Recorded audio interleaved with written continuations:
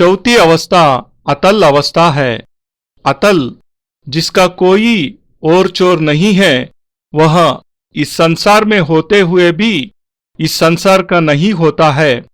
उसका परिवेश, उसका वातावरण, उसका जीवन पूरे ब्रह्मांड में फैल जाता है।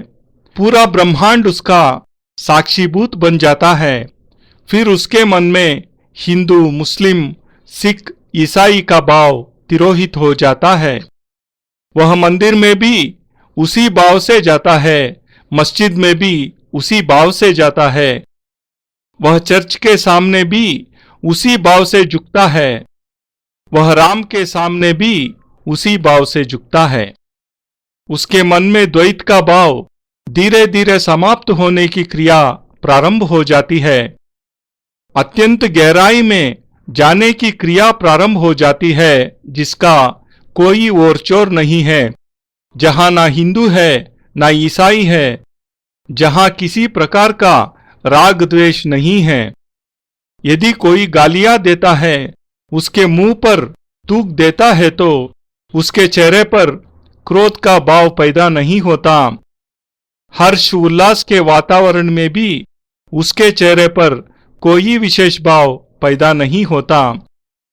ऐसी जब स्थिति आती है, उस स्थिति को अतल स्थिति कहते हैं। यह ध्यान की ओर बढ़ने का अत्यधिक महत्वपूर्ण स्थिति है। ऐसा व्यक्ति जीवन के सारे क्रियाकलाप उसी ढंग से करता है जिस ढंग से समाज का दूसरा व्यक्ति करता है।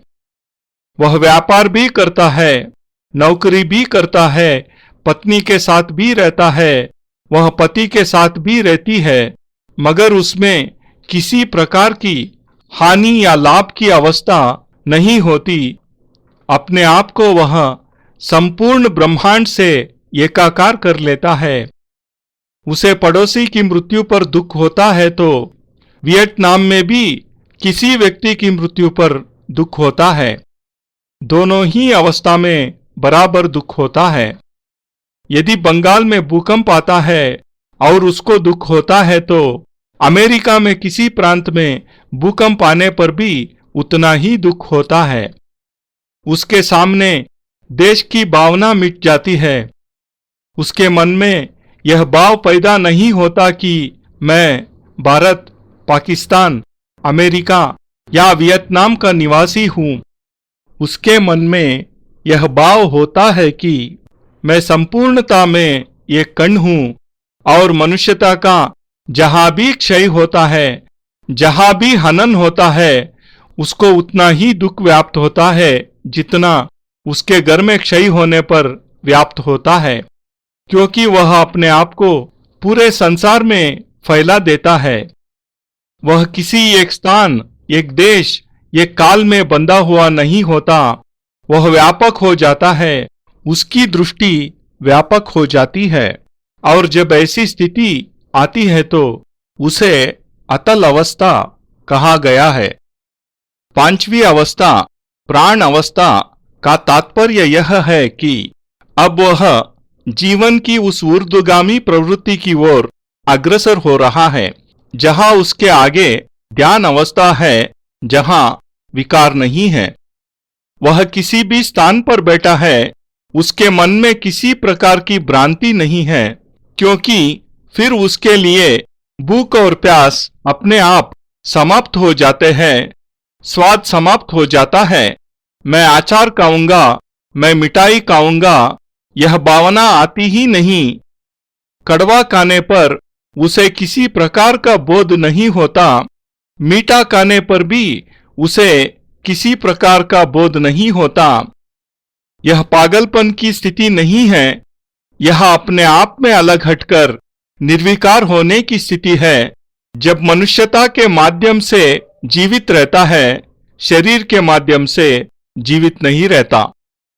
यही वह अवस्था है जहां शरीर समाप्त हो जाता है और प्राण प्रारंभ होते हैं। यही वह अवस्था है जहां अन्नमय कोश समाप्त हो जाता है और प्राणमय कोश प्रारंभ हो जाता है। अन्नमय कोश से परे हटकर प्राणमय कोश में पहुंचने की जो क्रिया है, वह इसी तल से प्रारंभ होती है, और जो प्राणमय कोश में पहुंच जाता है वह अपने आप में एक संत कहलाने योग्य अवस्था में पहुंच जाता है। फिर वह वेद, पुराण, उपनिषद और कुरान और बाइबल इन सभी को समान रूप से देखता है। उसे रामायण में वही दिखाई देता है जो कुरान में दिखाई देता है। संत में वही दिखाई देता है जो डाकू में दिखाई देता है, क्योंकि प्राण स्थिति के माध्यम से तो सर्वत्र प्राण एक साथ है, और ऐसी स्थिति में वह किसी भी घटना का साक्षीभूत बन जाता है, क्योंकि प्राण तो अंदर से निकली हुई वह तरंग है जो पूरे ब्रह्मांड में फैली हुई है। अतः वह आंख बंद करके भी ब्रह्मांड में जो घटना घट रही है उसे चुपचाप देखता रहता है, उससे कुछ भी छिपा नहीं रहता। किसी भी स्त्री या पुरुष को देखते ही उसका पूरा पिछला जीवन साकार हो जाता है। मात्र पिछला जीवन ही नहीं, कई कई जीवन साकार और स्पष्ट हो जाते हैं। इस क्षण अमेरिका में क्या हो रहा है उसके सामने साकार है, क्योंकि प्राण सर्वत्र व्यापक है। प्राण का भेद नहीं होता। प्राण तो वह तरंग होती है जो समय के 1 सेकंड के 1000वें हिस्से में पूरे पृथ्वी का 50 चक्कर लगा लेता है। 50 चक्कर सेकंड के 1000वें हिस्से में। तो फिर कहीं पर भी कोई भी घटना घटती है तो उसके आंखों के सामने साकार हो जाती है। ठीक उसी प्रकार जिस प्रकार से टेलीविजन के पर्दे पर हम कोई दृश्य देखते हैं, वह कालातीत हो जाता है, वह काल से परे हो जाता है। जो प्रभु ने, ईश्वर ने पर्दा डाल रखा है हमारे पिछले और इस जीवन के बीच में, जिसके कारण हमें अपना पिछला जीवन स्मरण नहीं है, परंतु जब आदमी प्राणमय अवस्था में आ जाता है तो उसके सामने से पर्दा हट जाता है। पिछला जीवन उसे साफ साफ दिखाई देने लग जाता है कि मैं कौन हूं, मैं क्या था, मैं कहाँ था, किस अवस्था में, किस प्रकार से था। यह जो मेरे सामने व्यक्ति खड़ा है वह कौन सी अवस्था में है, किस अवस्था में था, इससे मेरा क्या संबंध था, इससे पहले किस जीवन में क्या संबंध था, आज से 20 जीवन पहले क्या संबंध था, और 50 जीवन पहले क्या संबंध था, इससे अगले जीवन में क्या संबंध होगा, और इससे 20 जीवन आगे के जीवन में क्या संबंध होगा। क्योंकि काल को फिर वह टुकड़ों में नहीं देखता, पूरे काल को समग्र रूप से एक साथ देखता है, और समग्र रूप से देखने की क्रिया का जो बान होता है वह प्राणगत अवस्था में पहुंचने पर ही संभव होता है। इसीलिए प्राणगत अवस्था में पहुंचा हुआ व्यक्ति एक उच्च कोटि का परमहंस अवस्था प्राप्त व्यक्ति कहलाता है, एक संत कहलाता है, एक तपस्वी कहलाता है, जीवन मुक्त कहलाता है, क्योंकि वहां जीव की स्थिति नहीं है, एक प्राण की अवस्थिति है। वे प्राण जो समस्त ब्रह्मांड में व्याप्त है, वे प्राण जो अपने आप में निर्विकार निर्विचार है, वे प्राण जो ब्रह्म का साक्षात स्वरूप है। प्राणगत अवस्था में पहुंचने पर ईश्वर उसके सामने उपस्थित नहीं रहता, क्योंकि जहां ईश्वर का बोध होगा वहां राम, कृष्ण, नानक, ईसा का बोध होगा। इससे सर्वथा अलग हटकर वहां पर उसके सामने एक ब्रह्म की अवस्था प्रारंभ हो जाती है। एकमात्र ब्रह्म होता है जो सर्वत्र व्यापक है। प्राणगत अवस्था जीवन की एक उच्चतम अवस्था है, एक श्रेष्ठतम अवस्था है, जहां पर भूख, प्यास, नींद, सुख दुख, विलाप कुछ महत्व नहीं रखता, जहां देश, काल, पात्र महत्व नहीं रखते। वह समस्त संसार को बैठा बैठा निर्विकार भाव से देखता रहता है। वह समझ लेता है कहाँ क्या हो रहा है, किस प्रकार से हो रहा है। उसका प्राण समय के 1000वें हिस्से में अमेरिका, वियतनाम, अफ्रीका के घने जंगलों में पहुंच जाता है। उन घने जंगलों में शेरों की लड़ाई को देख लेता है।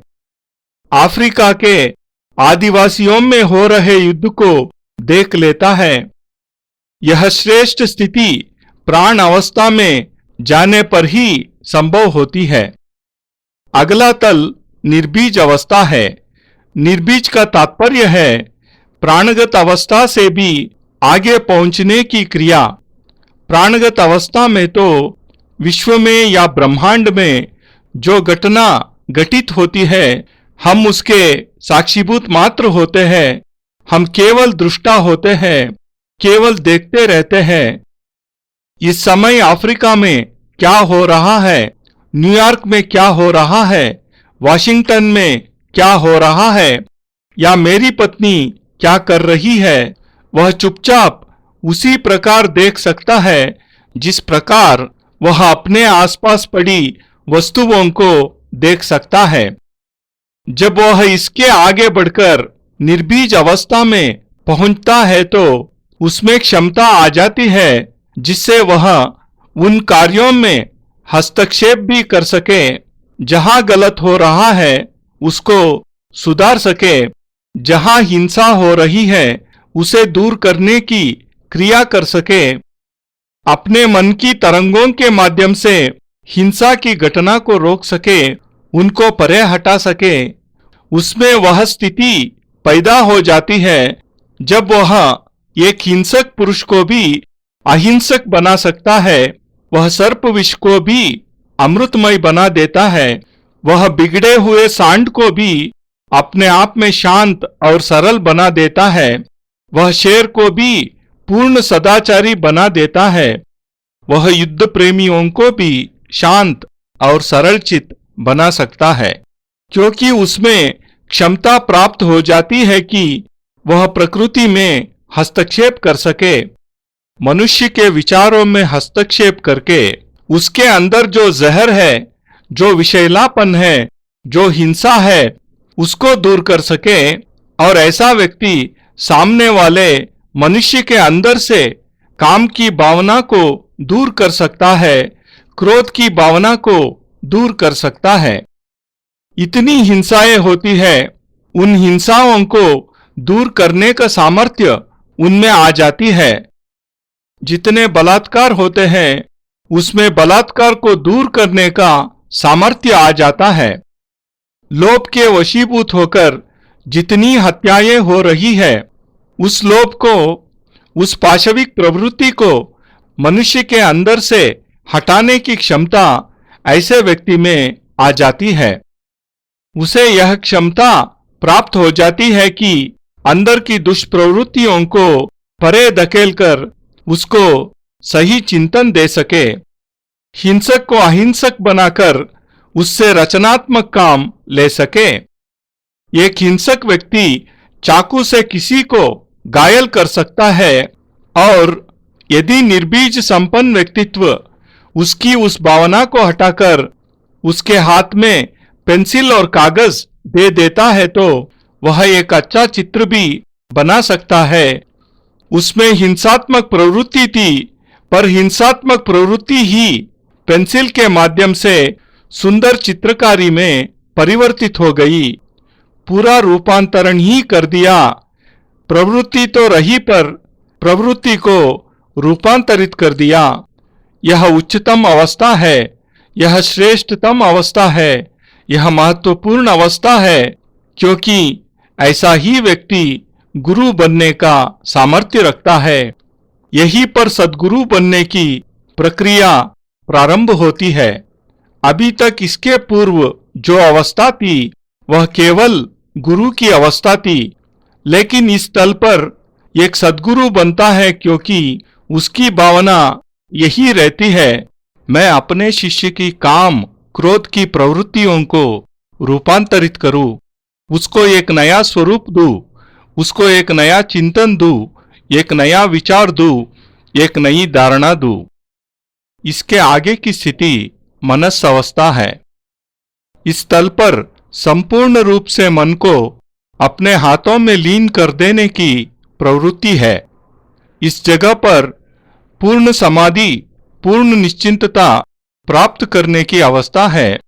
फिर उसके मन में कोई भावना नहीं रहती, क्योंकि मन उसके नियंत्रण में है। फिर मन उसको नहीं नचा सकता है, वह मन को नचा सकता है। सातवें तल को जब वह स्पर्श करता है तब पूर्ण ध्यान अवस्था होती है, जहां अपना कोई होश नहीं रहता, होश में रहते हुए भी होश नहीं रहता, बिना होश में रहते हुए भी होश में रहता है। वह जागृत और चैतन्य होते हुए पूर्णता प्राप्त होता है। उसके मन में काम, क्रोध, लोभ, मोह नहीं होता। उसके अंदर किसी प्रकार की कोई प्रवृत्ति नहीं होती। वह तो तटस्थ भाव से इस संसार में रहता हुआ सभी कार्य करता रहता है। उसका मन पूर्ण रूप से उसके नियंत्रण में होता है।